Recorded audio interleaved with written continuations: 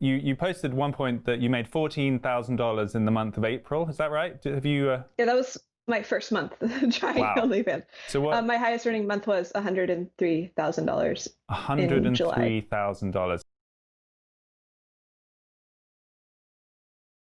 Hello and welcome. You're watching Lockdown TV from UnHerd. So here at UnHerd, we like to keep our fingers on the pulse of what is going on, latest trends in technology and society, and one of those things is called OnlyFans. It is a platform which we're going to hear all about from one of its #1 contributors. So joining us to tell us about it is Aella, all the way from sunny California. Hi, Aella. Hi, I actually just moved. I've failed to update you. But Where are hi, you? I'm happy to be here. Where are you now? Washington, 0% state income tax, which is important if you're doing OnlyFans. Right. Okay. So presume that we know nothing, and presume that either I'm an alien from another planet or I've been asleep for the past 5 years. What is OnlyFans? It's basically like a sexy Patreon. So it's a website where you can subscribe to somebody's profile for a certain amount of money per month. And then once you can unlock their profile, you get to see things that they post to their feed. And you can also direct message them and you can exchange media through the direct messages. This is basically all of it. So basically, if I'm a customer, I sign up to the Aella feed and I get it's a bit like following you on Instagram, except I can only see it if I'm paying for it. Right. Yeah. Bit like a locked Instagram. And crucially, what do I see? Well, most people post very naughty photos of themselves. Some people don't. Some people post, like workout exercises or whatever, or they're celebrities or something. But it's commonly used for pornography. So like independent, self-created pornography. Is that normally people on their own, or is that couples, or do you know about what the other kind of contributors post? So I have some stats on it based on a survey that I did, and is about 375 respondents. So it's not like fully representative. Take it with a grain of salt. But yeah, most people do it on their own. And what do you do? I do it mostly on my own. I occasionally do it with another person or two. I have like one boy and then like two women who also I work with sometimes. And what are we talking here, if you don't mind me asking? Is this kind of soft porn where you're just sort of naked and posing for photographs, talking to camera, or is it actual pornography? Yeah, so I personally do actual pornography on my feed. So if you subscribe on the feed, you can see basically nudes. I have like tiers of like value shots in some way. So like tier 1 is clothes, tier 2 is nude, tier 3 is like you can see some labia. Tier 4 is it's spread labia, and tier 5 involves any sort of like action with that, the spread, whatever. So I do all of it all the way up. But if you want to see all of it, you typically have to pay more than just the entry fee. Give me a sense of what I would need to pay. So are we talking single dollars, or is it much more expensive than that? Right. So my entry fee is $23 a month. And then if you want to see a boy-girl porno, a classic video, then that's usually the going price is $80. Although sometimes I do discounts occasionally, but they're quite limited. So is that a one-off, or is that $80 a month for kind of regular scenes? No, that's per video after the entry fee. Right. So girls price very differently. I prefer having fewer people see my stuff, so I price it higher, even though probably I could sell it easily for lower, obviously. But so there's a very wide variance. Some girls will have a very high entry fee, and then they post full porn straight to their feed with no further unlock. Other girls have an extremely low entry fee and have extremely high priced videos once you get in. So I think our viewers should understand that this is a lucrative business. You posted at one point that you made $14,000 in the month of April. Is that right? Have you? Yeah, that was my first month trying OnlyFans. So what? My highest earning month was $103,000. $103,000. Was that especially good because people were in lockdown and not leaving the house, do you think? Or just summer? Or what's the explanation? I had a couple viral things I posted that did really well. Also, I was working extremely hard. I haven't made as much since then because I moved and I did other projects and I've lost a little bit of focus. So I'm not spending as many hours working on it before. But that month, like it was the perfect storm and I was just focused on it exclusively. And it really paid off. But the earnings are pretty divided. Most people on OnlyFans earn like below $1,000 a month. So you would be in the top, what, 0.1%, 0.01% of contributors? When I was making $100,000, I was 0.03%. Now I'm 0.08%. You actually posted a chart recently, which was interesting, which showed the kind of L curve of contributors, and you're very much in that first high peak. Yeah, definitely. How did you get into this? I mean, I think it's also important to mention that you also have a Twitter profile. And I don't know if you consider that a completely separate universe, but you have, I think, 65,000 followers. And what you're posting on Twitter is nothing like what you're posting on OnlyFans. It's kind of intellectual, I would say, rationalist content. So I have another Twitter profile, which is porn, and that has more followers than my normal one, despite it being a lot newer. But I got into this. I was originally a fundamentalist Christian who is homeschooled and isolated from the outside world. It was like a pretty strict, like cult-like environment. And I was expected to grow up and become a housewife and have kids. And like education was like, you go to college to find a man. It was like really explicitly told to us that you don't have a future outside family. And so after I like left home, I couldn't afford college because my parents made too much money for me to get loans, but they wouldn't give me any help. So I didn't go to college. I was working at a factory for like 50 hours a week with no windows, and it was horrible. And eventually I was like, I don't have any options really. Like, what do I want to do with my life? I don't want to work for minimum wage. So I tried doing some self-employment stuff, but then I eventually found camming, which is similar to OnlyFans, but live. So it's kind of like this. Like I'm like, hi guys, and then you can type in like a little chat, and then you get tipped. So I did that for 5 years, and that was when I built up my Twitter, which is the Twitter that you're referring to today. And then after I quit camming, I quit sex work entirely for a couple of years to go into crypto. Then I converted that Twitter to like my mainstream, like safe for work Twitter. So that actually used to be my original porn Twitter way back in the day. And if you scroll back far enough, it gets a little bit embarrassing. When I first started developing an audience for like my initial porn career, I realized that you can ask them questions and they'll answer you. So I started doing surveys, and then I started getting a whole bunch of data. And then I was like, how do I process this data? And then I had to learn some basic statistics to turn it. And so now I've just kind of do that. I grow my audience sort of like for the purpose of getting better sample sizes. But it only really works for men.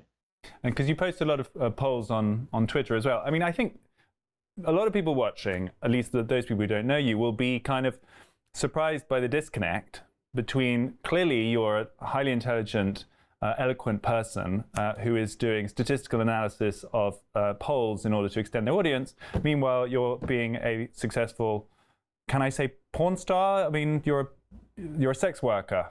Should we be surprised by that? Do you find that a weird combination?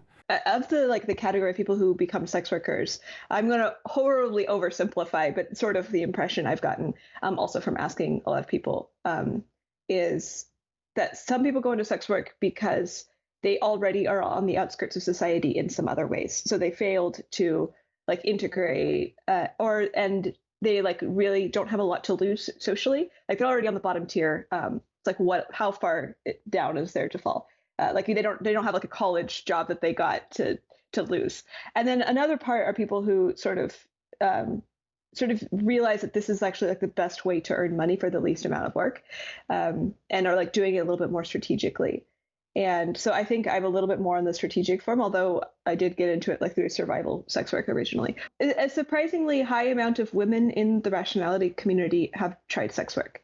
Like really surprising about. I think it just sort of happens if you are like have the kind of like overly analytical, like high decoupling mind, and you're in a community that isn't going to judge you. I think it just like it makes sense. Like, wouldn't you do it if you had boobs?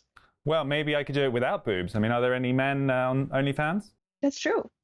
You could try. Some people do. I know one guy, he gets other girls and films porn with them and puts them on his OnlyFans and then gives them a cut. Stuff like that. But usually they're not quite as successful. It's like more than 99% female. Probably. Yeah. I have to rewind a little bit on something you just said, which is that you grew up in a fundamentalist Christian or a seriously Christian household. So that, I think people listening would have sort of stood out to people, because if I was going to be an armchair psychologist, which might sound annoying, but might say, well, it's understandable that she has rebelled against such a kind of conservative upbringing, and in some way you are rebelling against that. Is there any truth in that? I mean, it's a really valid question. I can absolutely see how this seems like a natural following. It might be true for some people. I don't think it's true for me. I'll always, like, sometimes, hidden motivations. But for a couple of years after I left home and was like in my rebellious phase, I was still trying really hard to do like the right thing in regards to, like, a normal job. So like the timeline doesn't quite add up. I think more likely I just sort of like have the brain that sort of doesn't take it internally. Like when I was growing up, my dad's a professional Christian evangelist and debater. So he would go around, we would travel to churches, and he would like have public debates with people like atheists or whatever. And he got like hate mail and a lot of threats and stuff. And so it was I had this feeling of like being me against the world. Like the world will always sort of hate you. It was like just the way that it was when I grew up. So I think I'm just extremely used to that. Like, oh, just everybody, someone out there, a lot of people out there are going to think like I suck. That's just inevitable. So I think like that was more of a contributor. So you're saying instead of it being a rebellion against, it was weirdly almost a training from being in a kind of alienated, or at least a part of society that a lot of people don't understand. Yeah, I think so. I think it prepared me to do this thing. Like, it's kind of ironic. Like, after working in sex work, and I've known a lot of other girls, like they tend to struggle with much more shame than I do.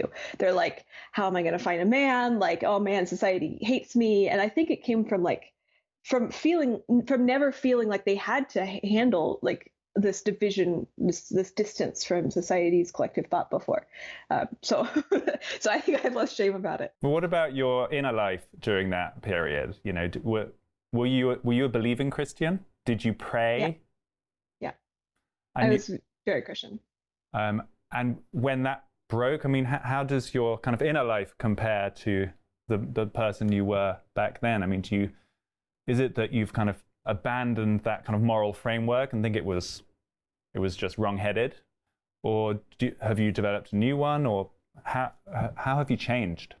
Yeah, that's a really complicated question. So I was a devout believer. I wasn't like pretending at any point. And leaving the faith was extremely difficult because it was everything I had known. It was the way I understood how reality worked and morality and culture, like my plan for my life. And it was really terrifying. So it took me like several years to sort of like structure my frame of things. I no longer adhere to morality in the sense that I do. I don't think I reject Christianity in the sense like I hate it or think it's bad, although I do think it has a lot of really damaging aspects. But I can see why people are Christian. Like I hold some sort of respect for it still. Like it is fulfilling a very valuable purpose, and I can see how it is like keeps the society structured very well. And today I find that it's not very inclusive of minds like mine. And the morality that I hold, I would say I'm more of a moral nihilist in that I still act morally, but I don't hold any sort of deeper moral framework. Like I still, from the outside, it appears as though I have a moral framework, but I don't feel it inside, really. And it feels a lot more freeing for me. What does that mean then? I mean, I guess there's maybe two parts to that. One would be the kind of Christian idea that like sex is sacred, should be kind of part of a loving union and all of that, which clearly you don't feel anymore. I mean, let's deal with that one first. I mean, Yeah, I mean, it makes sense. Like if you really build something up, it's going to be more special. And like maybe like the sex that Christians have on their wedding night is just mind blowing. But maybe that's great. If you like that, go for it. A lot of people don't view sex like that, and I think that's also fine. Do you view sex like that in a relationship context, though, as opposed to this is just content you're producing? Maybe you don't feel it, but yeah, the sexual interactions I have for work feel extremely different from the sexual interactions I have like for my city life. It's like hard to describe. It's very strange, but like the context is so different. It's like I once dated a guy who was, I mean, everybody knows what I do before I get in a relationship with them. But I was dating a guy who was having a little bit of jealousy about it, you know. And at some point, like it was a month or two went by, and then he just wasn't having issues anymore. I was like, "What's going on?" And he said, "Oh, I can just see how much it's a different thing for you, like how differently you treat it. And now I realize it's not actually like a threat to me at all. Like you're doing a different thing." In other words, there's still a sort of sacred space between you and him, and this OnlyFans stuff is outside it, or that you just fundamentally don't equate sex with sacredness. Well, the word sacred, I'm not. I like the word, but maybe not for this. It's more like the person who I am who has sex on a personal level is different from the person I am who produces sex on a business level. Those are like two different people. Could you see yourself giving it up for the right person? No, the right person would not make me have to give it up. Well, they might not make you, but you might want to give it up. Well, I'm polyamorous, so like very deeply poly. So I wouldn't want to. I mean, I occasionally behave kind of monogamously naturally in relationships, but this is work. This isn't like another relationship. I would never give up my work, my job, my income for a man. I mean, maybe if he paid for my whole life, yeah, then sure. But like, I would give up any job for that. I'm just going to play a little bit of devil's advocate here, and you can tell me if I'm gone too far, because I think if older people, for example, were listening to this, well, first of all, they might be shocked. But also, if they weren't shocked, they might think, this person seems like a nice person, and I'm sure she'll get over it. You know, they might think, well, you know, this sounds great now. She's young and beautiful, and she's, you know, having all these relationships and doing so well on OnlyFans. Fast forward 10 or 20 years, and, you know, she'll discover the importance of a kind of committed relationship and companionship and all of that. Do people say annoying stuff like that to you, and what do you say back to them if they do? Yeah, they do. And I mean, maybe they're right. Maybe in 10 years I'll be in a different phase of my life. I could never see myself not being polyamorous, but I could see myself maybe wanting to switch to a different job or like focus more specifically on one relationship. There are so many long-term married for 20 years poly people that are like have kids, you know. So this is not like committed family settled down is not outside the realm. Like, yeah, sure, that might happen. So I think the thing that bothers me often are when people fail to model how different brains can be and like how different like actual visceral preferences can be. Like I do not judge at all people who want to be monogamous or are horrified by OnlyFans, like they could never do it. Like, of course you could never do it. It makes sense. Like your brain is very different from mine. If my brain was structured like yours, I couldn't not do it either. It's just like the way that I process incentives is different. And so like the thing that I want is like a little bit more wiggle room and space, like acknowledgement that like I might not be lying to myself about whether or not I'm like dying inside. Like it's possible for a human to be constructed such that they aren't actually dying inside when they do something like this. So do you think you talk a lot about the brain and humans being constructed? Do you actually think it's like a physiognomical difference, or like there's something about the way you're built that is different, or do you think it's that the way the combination of the experiences you've been through and the way you've been brought up has led to you to a place where you feel like this? Yeah, I mean that's the $1 million question, right? I think most likely it's both. Most likely it's a unique combination of both. I think that my brain is actually different. I've noticed this ever since I was a kid. Like I was different from other kids in like just like the ways I process things. And like my parents can confirm this. So there's something going on just in that. And also the way I was raised was super weird. So who knows? I said there were two bits of when you were talking about kind of morals, the other bit of morality away from all of this stuff about whether sex should be sacred is other people and whether this harms other people in any way. You know, you posted that amazing chart showing how 99 point something% of contributors on OnlyFans basically make nothing or make tiny amounts from OnlyFans. Is there an argument to say, okay, it's worked out for you, you're, you know, a strong person and you've been incredibly successful with it, but it is kind of setting an example, or it's encouraging thousands and thousands of other people to go down this path who may be less well suited to it, and who end up, you know, feeling shitty about it and not making any money anyway. Yeah, I think that this is definitely possible. I think that a lot of girls are in that exact boat right now. Like it's very popular. They've never done sex work before. It seems to be kind of normalized, and they're like, "Well, I'll give it a try." They set up an account. They can't get anybody to subscribe to them, and then they give up. I think this is like most of the lower range of girls who are working. Yeah, this is very valid. I think that also we have to be careful not to like apply our standards to individuals, making it the best decision for themselves.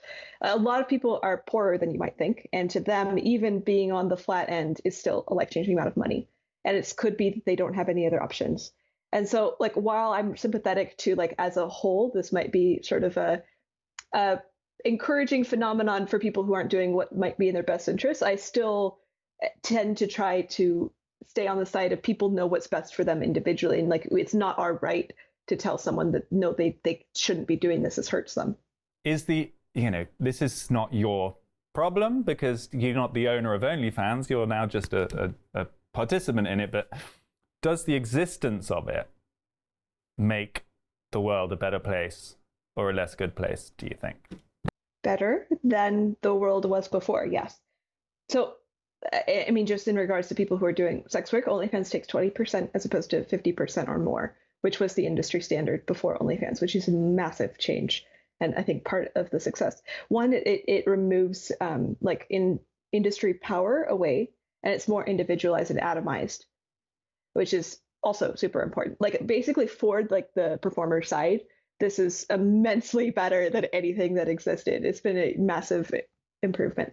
That logic is basically that if it's going to happen anyway, better that it happens in a kind of safe way where the performers can control their own environment. Right, absolutely. Like porn's going to occur, and the best way to allow porn to occur is to let like women do it themselves. Don't go work for an agency. Like don't get hired by a big company that takes most of the money. Like let it be independently controlled. At least have that option. If a girl wants to go to an agency, she can. In your feed or in your performance, do you have boundaries? I mean, are there things that you won't do? Anal, it hurts. Don't like things on my butt. I don't like having one-on-one video calls with people very much. I mean, some people are fine, but like as a whole, I don't want to open it up. I like doing things where I feel like I can go into the mind of the person watching me, and it feels like, oh yes, this is an arousing or a desirable thing. Sometimes when people request fetish stuff, I have a more difficult time like going into the mind. Like somebody wants me to roll socks off my feet very, very slowly, and then put my foot in like a pile of jam, or it could be like little stuff like that, and I'm fine doing it. I have no shame, no judgment. But it's hard for me to like inhabit the mind of somebody who's really aroused by that, and so like it's difficult for me to do it in a way that like feels satisfying.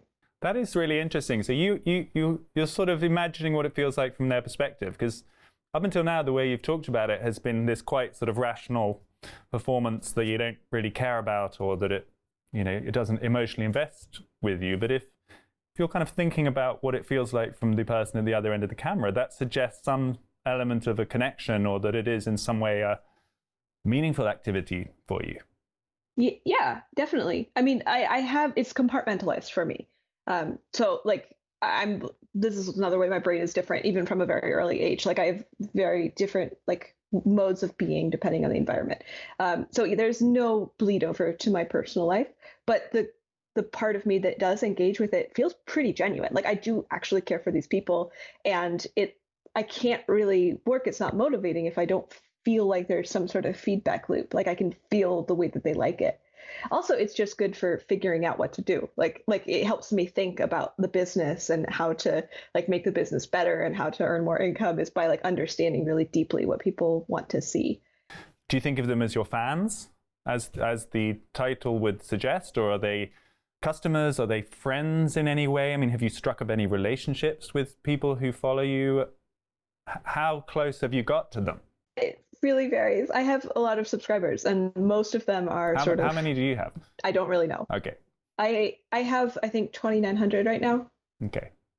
But there's people who are very regular, and some of who have followed me for years, and I feel like I know them. And I might not always be like the best at connecting with them, but I do feel a lot of empathy for them, and I really like seeing them.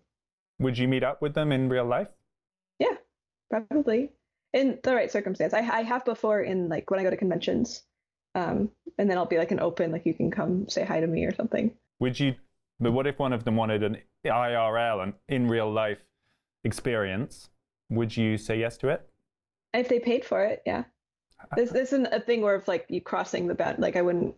That's a thing where you have to like keep it in the compartmental thing. Right. So that would be a boundary, or has that happened? Yeah, years ago we did. My friend and I did a raffle and somebody won, and it wasn't sexual. Though I have escorted in the past, so I'm not like against that. But in regards to the online stuff, I don't really.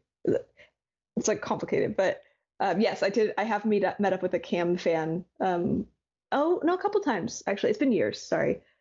But yeah, and we didn't do anything sexual, but it was really nice. But so now, if a customer says, I would like to have sex, you would have a price for that? Yeah. It's very high. Right. But I would say yeah. So does that, I mean, is there dangerous aspects of that? Are you worried for like your personal safety? Do any of these fans become stalkers?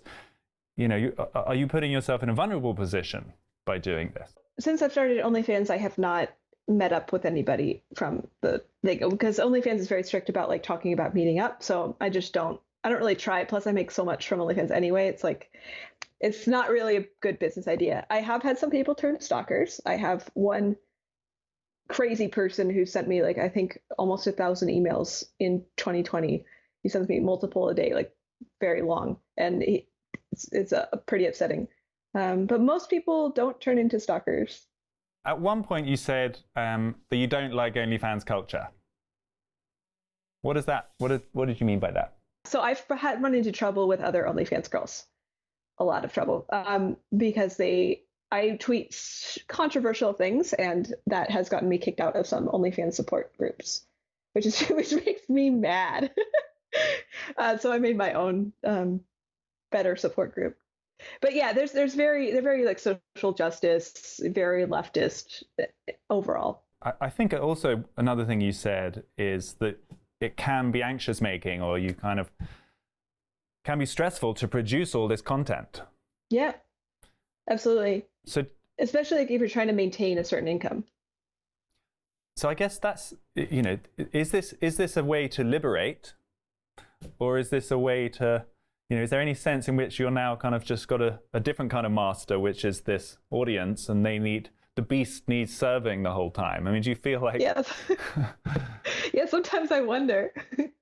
I mean, do you find it liberating, or do you find it more liberating or anxious making on that spectrum? It's more liberating because like before, someone else was the one in control, like a person, and here it's so like decentralized. You know, I have a decentralized master, and if I don't like the thing that they're asking me to do, I can just change my brand and my niche and who I'm marketing to, and then I get a different set. So yeah, it is stressful and it's definitely not perfect, but the sense of control that I feel over it sort of makes it all a lot more tolerable. I know that OkCupid has kicked you out. You put that on Twitter recently, that this is a agency or a website that you've used to, you know, meet real life people and have real life relationships, and they've kicked you off. Why have they kicked you off, and how does that make you feel? It's not uncommon. Like maybe it's not because I'm a sex worker, maybe it's because it's something else random, but like maybe it is because I'm a sex worker, and that does tend to happen to us. So yeah, it kind of sucks. I've gotten kicked off of Tinder and PayPal as well. So do you feel like, is that a discrimination situation? You feel like that shouldn't be allowed? Or do you understand why they've kicked you off? I mean, they're private businesses, so I'm very hesitant to say they shouldn't be allowed to remove anybody they want for any reason. I am okay like socially shaming them publicly for doing so, but I would be very careful to say like to actually enact force against this company. I think that like they're trying to satisfy a user base who are very anti-sex work, which is probably why they're doing it. I'm just like deeply disappointed because it didn't used to be like that website. And do you feel that same sort of discrimination or sense of like disapproval in your regular life? I mean, do you ever find that people, you know, I don't know, who are serving you coffee know that this is what you do and they make comments about it? Or do you feel entirely, you know, protected and embraced by your real life society? Ironically, least protected and embraced, I feel, are in YouTube comments. So I'm like a little, I'm like ready for it. No, my society is pretty good. I'm in a very like a bubble of people similar to me who are, I would say, I want to say like leftist socially, maybe not, tend to be like a little bit more like libertarian, gray tribe, rationalist type. And they tend to be extremely accepting of sex work. Like I mentioned, a lot of girls in this tribe have done sex work. So I feel like totally fine with it. I'm like super open. And if somebody is really upset by it, they usually end up not getting close to me in the first place. And people don't really recognize me when I go out for coffee. Not that I have recently. Are the friends of yours doing similar thing? Is it like a little OnlyFans bubble going around Washington? Well, there is also an OnlyFans bubble. So, some of the women in my communities are also doing OnlyFans.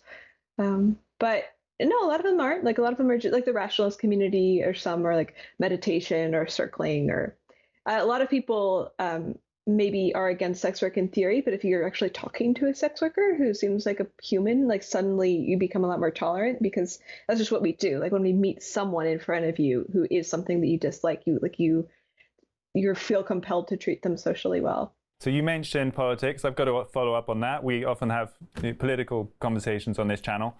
So you would consider yourself kind of socially extremely progressive, whilst in other respects extremely libertarian. Is that conservative? Which I think is what libertarian means. Yeah, I'm pretty libertarian. Yeah. So who would you vote for? I actually didn't vote, but generally, have you voted Republican or Democrat in your life? So I was. This is going to be. I'm like a little embarrassed to tell this story, but I was seriously considering renouncing my citizenship of the U.S. for quite some time, and I read somewhere that if you are not registered to vote, then this makes it less likely that they're going to come after you. So I never registered to vote because I was thinking about renouncing my citizenship. So if you renounce your citizenship, where would you want to be a citizen of? Yeah, that's the question. I don't know. Portugal, maybe? Seems to be the hot place. Why Portugal? They, legal drugs, and I don't know. Like, I never actually like moved forward with the plan, but I was like just held off on it just in case, because it seemed like something you couldn't undo. So you want to be in a place that is as kind of progressive as possible, where no one is judging anyone for anything. Is that right? I mean, is this the dream society? If we have, Aella's dream society, is that what it looks like? Is it? Would you say it's an individualistic society? Or is it just a kind of free place where anything goes? That's such a big question. It's a massive question.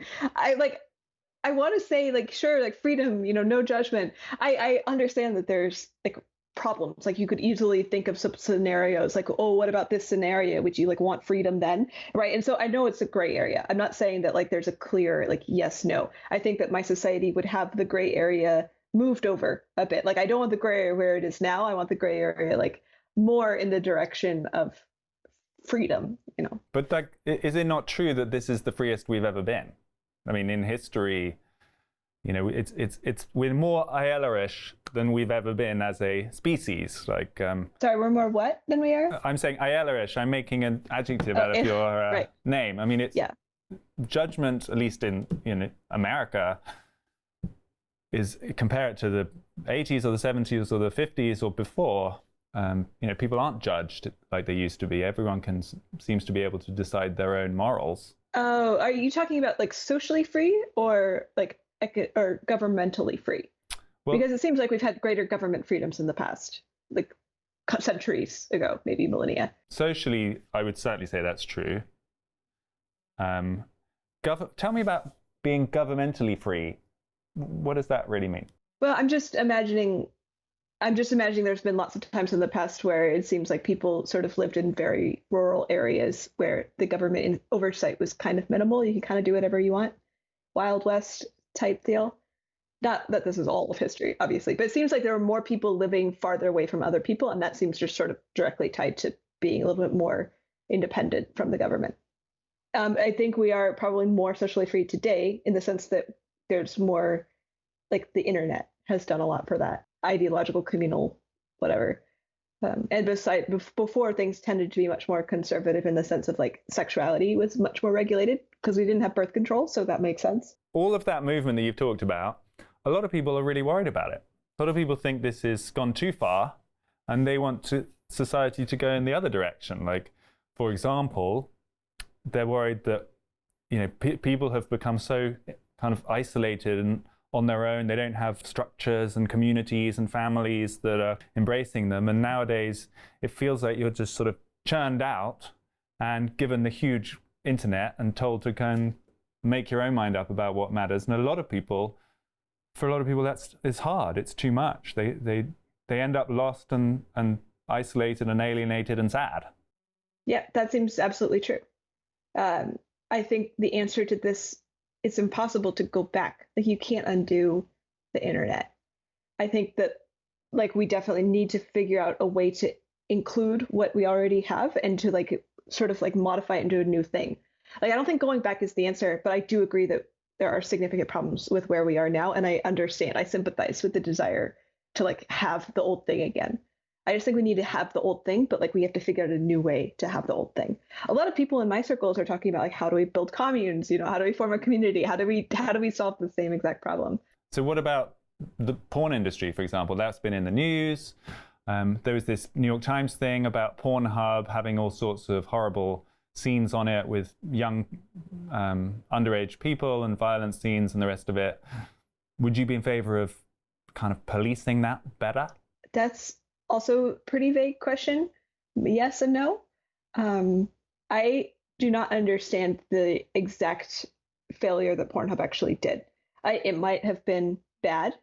It's possible that there's a little bit of moralistic hype around it. I don't know the facts.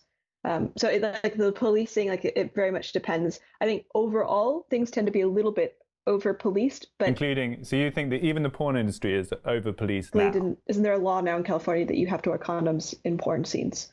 It's like porn performers are the most STD-free group of people because they get tested like twice a week. Like it's like a moralistic thing, right? Like they're not introducing condoms because they're actually concerned about the performers. It's like just that's oversight, like too much, I would say. What about violent scenes?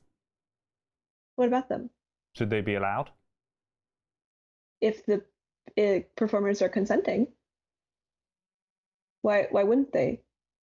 Well, I think there's a question about that consent, isn't there? If you talked about the long tail of performers who are actually there out of desperation. If they're performing a violent scene, at some point maybe we need to say that's not something we should just accept. So your worry then is that somebody wants money, and there's somebody's like, hey, you can make money if you go let yourself get beat up by this person.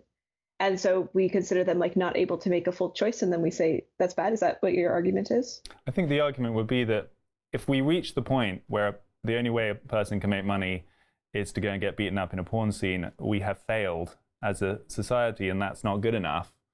And that we shouldn't just sort of shrug our shoulders and say, hey, that was their choice. I think that would be people's objection. Yeah, I mean, it's a reasonable objection. I think that it's kind of unlikely. Like, most people who get into porn for the first time aren't doing porn beat up scenes, I think. Like there's still some flexibility and choice in it. Like if I'm like, hey, I don't have any money, I want to get into porn, there's a pretty wide variety of ways I can do it.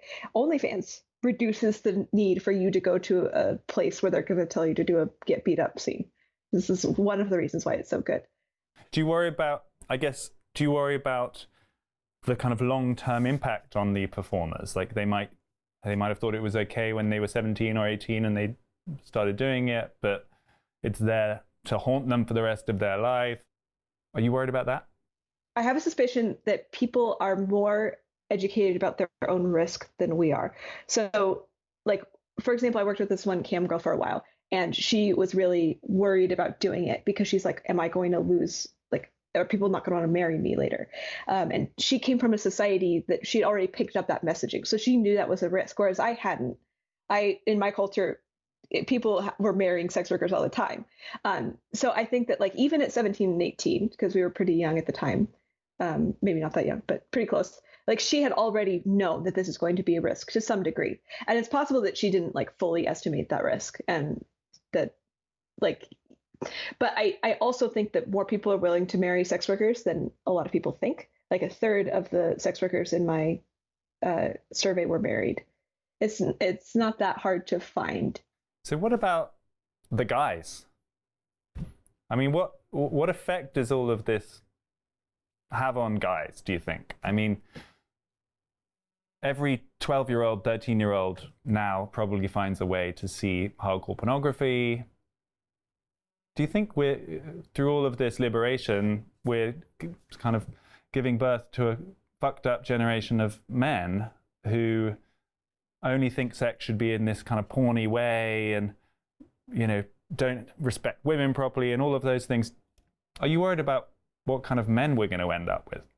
So my intuition on this, I could be wrong, is that independent girl stuff is better than the industry stuff, because a lot of what you see from OnlyFans or cam girls is not the same kind of like odd position, like dick pounding, like crazy moaning, like that sort of stereotype, right? You see that much less with the girl stuff, this amateur stuff. And I think that this sort of reflects what men want to some degree. And I'm not speaking for all men, and I don't fully know the impact that it's having on them. So if this is a valid concern, I would be interested in maybe studies to see, because like it could go either way. But I do want to say that one of the things that surprised me the most in my sex work career is how much men don't seem to want the pound fake moan, but rather intimacy. Like they're not here really looking for sex alone. They're here looking for a woman who loves them. And that feels like built into the way that I've experienced men in sex work. So like when people are like, well, is it just going to give men like a false idea of sex? Like to some extent, maybe, but also it's not good. I don't think it's going to change that core drive that's always going to be there. So why are all these porn companies producing, as you call it, the pound porn if it's not what people want? Have they just made a kind of massive market research error and actually they should be producing kind of sensitive, loving porn? Is that what's going on? Well, I don't know about sensitive, loving porn. So one thing is when it's produced by a giant market company, it's extremely difficult to introduce any sort of intimacy with it, because like the woman is not in control of it, and it's very obvious to the person who's watching that the woman is not the one who made the porn. So like already there, you've like cut off the men who might want to see something like that. You're right that this is a point of evidence against my theory. It could be, if I were going to like keep arguing my theory here, it would be something like that it might be actually a marketing error. Like I see this done a lot with girls themselves. So like a girl will start doing camming or doing OnlyFans, and then she'll just be doing like just pure sex, because like the narrative around men is that they just want sex. And so if you're producing sex, you're like, why would I produce any sort of intimacy? Like why would I actually like develop a relationship with these people? Because the stereotype is men want sex, which I think existed well before pornography.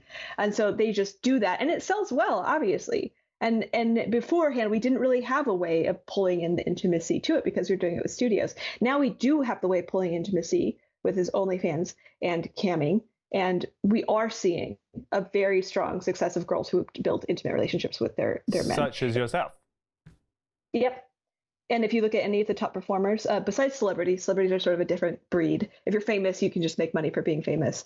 But if you like go to a cam site and you look at the top rated girl and watch her interact, like there's more than just sex going on, and it's quite obvious. So would you even argue that you're trying to kind of make that situation better by producing content that is less just sort of emotionless and empty? Right. Maybe your fans will end up as more rounded men. That's the goal.